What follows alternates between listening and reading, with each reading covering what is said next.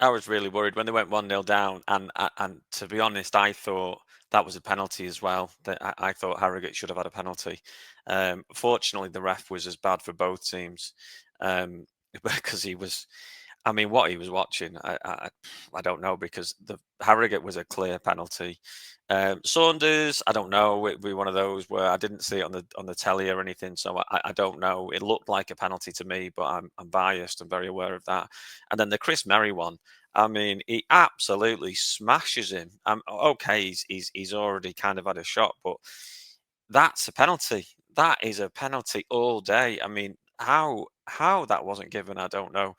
Um, but in terms of the resilience, and yeah, I completely get what Rich says there about, yeah, we 100% should be beating Harrogate at home and expecting that. But what I think I was most impressed with is there were people booing from within 10 minutes. And again, I get that. I completely get it. I don't boo when I'm in the ground, when they're playing, when they're actually playing, because they're trying their best, and some of them just aren't. They're not playing at the moment with free flowing football.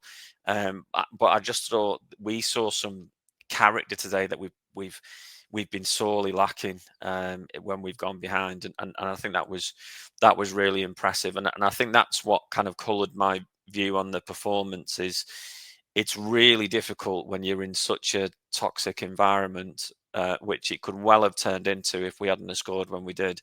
Particularly if we hadn't got in at half time 1-0 down, you can imagine what the response would have been.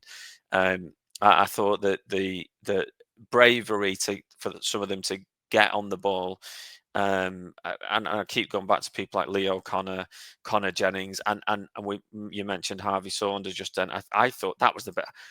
There's been times when I've really questioned Harvey, never his effort, of course, but his actual ability at this level. But I thought he was really impressive today. He looked a real threat.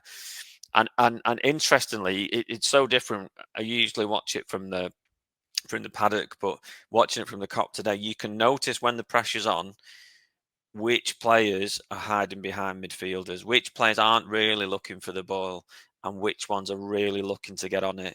And I'm not saying people like Chris Merry, the best player in the world, but he looked to get on the ball in a very difficult environment a lot. And Harvey Saunders looked and thought, I need to make something happen here.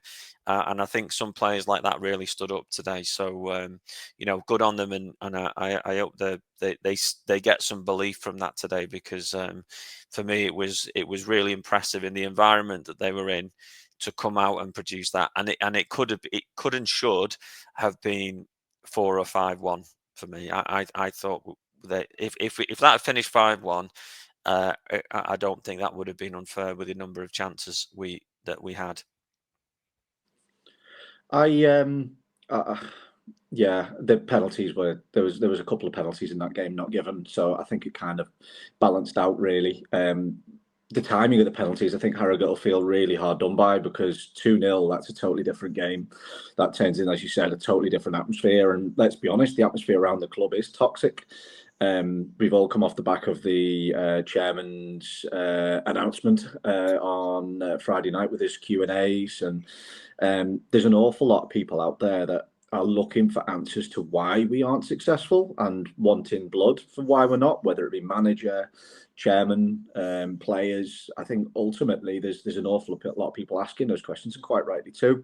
Today, that timing of getting back 1-1, that's a massive goal. And the fact that it got a deflection and went in, the fact that Christian Dennis did show a bit of quality to get the space in the box, his goal on Tuesday and his goal today just proves to me that it's kind of, and I'm quite insulting in saying this, but it kind of is an ugly kid contest, our league.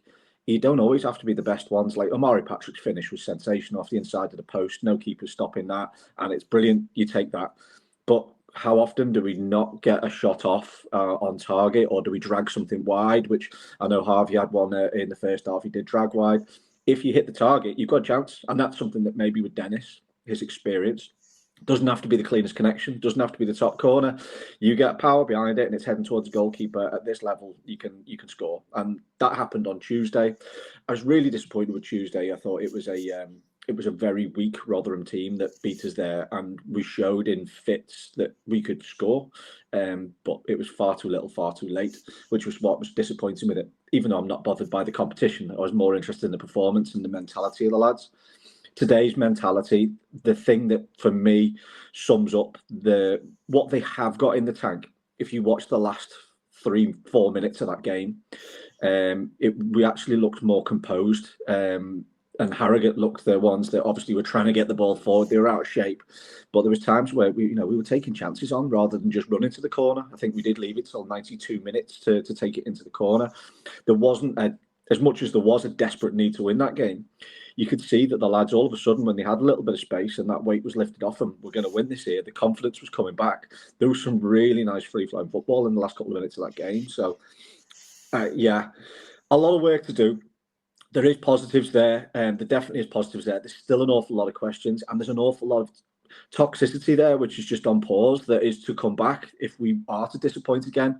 And that's only going to go by one thing. And I think I tweeted out saying that this whole situation of a chairman who openly wants to leave the club and is selling the club, a manager who's any other situation probably would have been bulleted at this point, rather than being the chairman's best friend. And in a situation where the club's in such a transition off the pitch, the form has been equal to or worse than other managers that have been sacked at Tranmere. So everyone's asking for answers. Everyone wants to know why. The one thing that I think form will just be the absolute sugarcoating on the whole of a pretty pooey situation and leave us in a position where if form turns, all of a sudden, these other things will just happen seamlessly behind the scenes and we won't know about it. If our form is poor and we're getting close to that trapdoor, everyone wants to know the ins and outs of everything and who's to blame.